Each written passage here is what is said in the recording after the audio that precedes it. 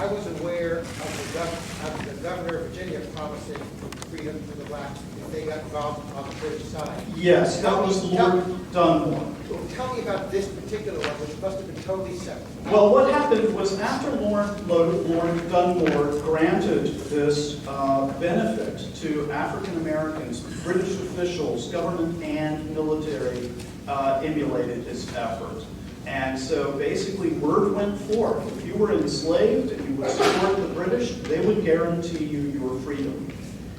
And after the Revolution, numbers of formerly enslaved people were relocated to the Caribbean. The British continued to occupy Savannah until after 1781. They were still there after the peace treaty was signed. But a number of them ended up in Jamaica, freed. Yes, sir? Dr. Hendricks, with the 5,000 to 6,000 on the Patriot side, but they include Hessians, Germans, Irish, Haitians, Swedish, American Indians, Polish. And 500, 10% of the troops were from Haiti. Yes. Who fought on the Patriot side. Do you believe that that's, or do you have a thought on that being the largest coalition force? You know, there were coalitions in all the battles, but that of the American Revolution, not just the American-born Englishmen. But do you believe that's the largest coalition assembled on a major battle? I think it's possible. The only battle that comes to mind that possibly could come close to that is Yorktown, where again you have the French presence. But I don't, and somebody might correct me on this, I don't believe they had Haitians in Yorktown. I don't think they were at that battle. So it is quite possible that this is the most international fight in the Revolution. It's an interesting question. I'm intrigued and try to do some research on that. Yes, ma'am? How long did Prevost last in Florida? He stayed, I want to say for at least one more year, but I'm not certain on that. He did eventually go home, and I believe it was before the end of the Revolution. I thought he was killed. Was he not? Not at the battle, but His wife was carrying on in That's a different Prevost. that's a different Prevost, thanks. Yeah. It was a large family. In fact, their descendants still have some of Augustine's equipment.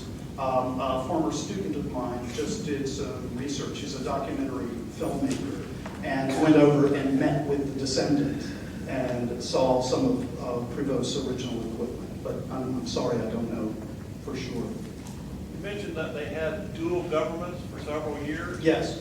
Was the British government in Savannah, was the Patriot somewhere else? Yes, the Patriot government was fled to Augusta. Augusta. And they were up there for most of the Revolution. Yeah, they started out in Savannah, but then once the British landed, they hightailed to the country. Yes, sir. If my dates are correct from your... I'm sorry, I can't hear The you. dates were correct. I understand the siege started on the 3rd of October. It lasted for 6 days, So yes. it lasted all the way up until... Till the 9th, the actual day. When of did the the assault. South Carolina units join the siege? Before the October the 3rd? They arrived shortly after the siege began, so they were there fairly early. And it was basically they just had to cool their jets. Well, D'Estaing was absolutely convinced that he could just pummel the British into surrendering, and the British weren't having any casualties, so there was no reason for them to surrender. And when de Noailles and Marion tried to point this out to him, that the British were fine, that this whole thing, the idea of the assault, was just going to be a fiasco, he didn't listen to them. Yes, sir? Who was the leader of the 2nd South Carolina when they went down there? Mrs. Clark, can you tell us that? Prince Mary was still overall commander of the 2nd Regiment when we marched, but we only had 300 men going in and less than 100 coming out.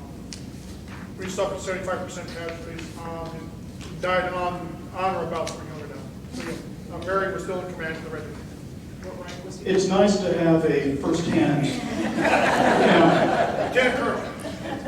He's Lieutenant Colonel. and was soon promoted to full colonel after Just that. real quickly after that. No, No? sorry. He never made full colonel in the Continental Line. He was lieutenant colonel, and he became a brigadier general in militia with a possible colonel. So he became a possible colonel. That's all I have. A militia. The French connection here, did Admiral Stein die then as a result? No, he did not. He recovered.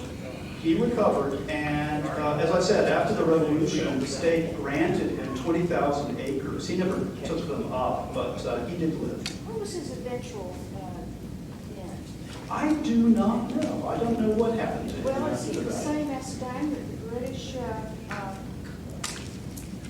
don't know, beheaded or something? Hey, anybody got an iPhone? No. I mean, during the Napoleonic Wars. Oh, it's quite possible, because they would have, I don't think the age would have worked. It may have been a son or a It may have been relative. his son, because Yeah. he would have been too old. Right, He was I already think so. dead.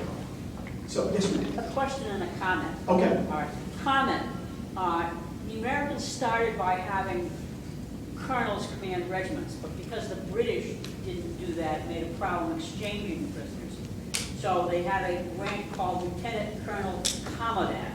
And in the infantry, they did not make full colonels until after the end of the Revolution, and then it was honorary. Marion at that time was Lieutenant Colonel Commandant, which is the equivalent of a full colonel. It's a bizarre system, but that's Right. it. The question Yes. is there anything left in Savannah from the Revolution that's worth going to see? Just the redoubt. Just the rebuilt? Well, there is the original, there is the site there. We have Revolutionary Park, which I did the aerial shot of. So we are trying to memorialize it. There was also some archaeological work that was done near in Madison Square, which is the site of the Jasper statue. That was there were some remnants of the line. But as the city grew, all of the earthworks and the fortifications, except for that one archaeological corner of the Spring Hill Redoubt, have been lost over the development of the centuries. Bullock is a famous name in American history as the Theodore Roosevelt's mother was a Bullock. But my question to you is, and from Georgia, my question to you is this President Bullock that you talked about here in Georgia and Guy, is this any relation to the Bullocks that later became? It's a distant cousin. Is it really? Distant cousin, yeah. And all of these guys have counties named after them. We have McIntyre County, Bullock County, Jones County, and you all, of course, have Jasper. Yeah, just across the river from us, for which we thank you. Yes? Most of what I've read, that Georgia started out as a penal colony. It was twofold. James Oglethorpe, who was the founder of the colony, had a vision of creating Georgia as a place for the worthy poor. These are people who were imprisoned for debt. He had served in Parliament after his military career and launched a 2-year investigation of the overcrowding of British prisons, which led to the release of hundreds of debtors. And his idea was that these people needed someplace to go to get a new start on life. However, it turned out to be not financially viable. We can identify all of 12 debtors who came to Georgia. Oglethorpe, in a letter, wrote that he himself had sponsored about 200, but whether it was 12 or 200, it was still never an important part. And it was never a penal colony. These people had been released, they'd been granted amnesty, and they had basically just overcharged their credit cards. The second purpose for founding Georgia was as a defensive colony against Spanish Florida, to protect South Carolina. There was no substantive area south of Charlestown that would provide any kind of defense for the more northern colonies. And so from the very beginning, Oglethorpe starts training a citizen army to protect against people driving up I-95. He had defended against South Carolina a couple of times. Yes, sir. Why did the French Navy take a more active part in Well, they took an active part in the bombardment. It's just the bombardment didn't really work all that well. And they did kind of bottle up some British ships, which were further upriver, but that was their main role in it. And I don't know why he didn't take, he was an admiral after all, I don't know why he decided he couldn't use better forces. It could have been because of the draft of the French ships. The Savannah River now is much, much deeper. In the 18th century, it had a draw of a maximum of about 8 feet. Today it's 45. All right, well, thank you.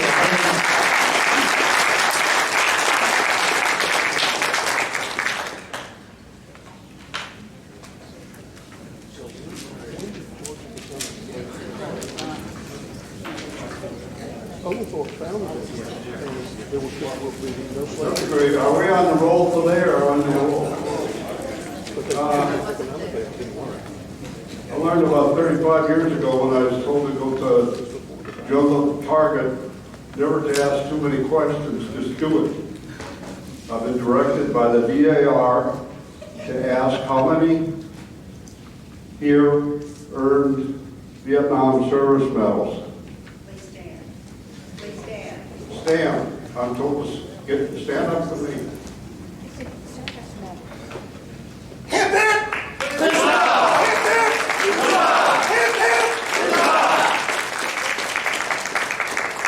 Is that satisfactory?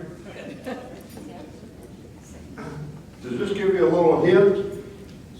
You're looking who you want to talk to, who you want to, harass, whatever. Paul Graham? Paul already leave? Okay. Anyway, if you see somebody with a name tag that says Paul Graham, he's going to have a colonial festival, including, I think the Second South is going to show up there. Basically, Mr. Graham, who's right here, let him talk on his behalf. Okay. He'll tell you, we're going to give him the microphone for about 5 minutes tomorrow noon, and he'll tell you about it. But if you want to know about, go ahead and talk to him. He'll be around. If you're interested in Marian genealogy, probably the world famous person, best knowledge, everything like that, would be one from Boston, Massachusetts, of all places, Karen McNutt. And if you want to know about the love letters and stuff like that Marian wrote, go ahead and look for David Nealon. And if you want to know about churches during the colonial period, the American Revolution, and how they torched them and all that kind of stuff, you can find Bill Seegers. And he's got a book out there. Anything about the Southern campaign of the American Revolution, all the spin-off groups, the pension records, the round tables, all that kind of stuff, that would be Charles Baxley and David Brewer, and David's only going to be here until tonight. So, why don't you guys stand up?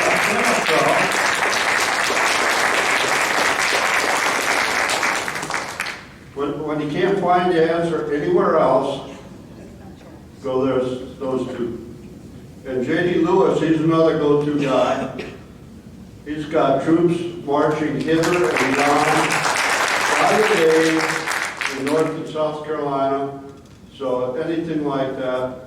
And he's got a great website, see JD. And it's not too early to let us know if you would like to make a presentation next year. And as I said earlier, it's not too early to tell us that you want to take it over from us. Okay, be back in your seats, ready to eat at 6 o'clock tonight. If you have not toured around town and you'd like to do that, the new folks, you'll find maps and stuff in your folders. Out the parking lot, turn right. There's a map on the back of your agenda for With a little work, you can figure your way around Manning and find the things. And if you haven't signed into your motels, go do that. We'll see you at 6 o'clock. Otherwise, you're welcome to hang around here and talk about whatever.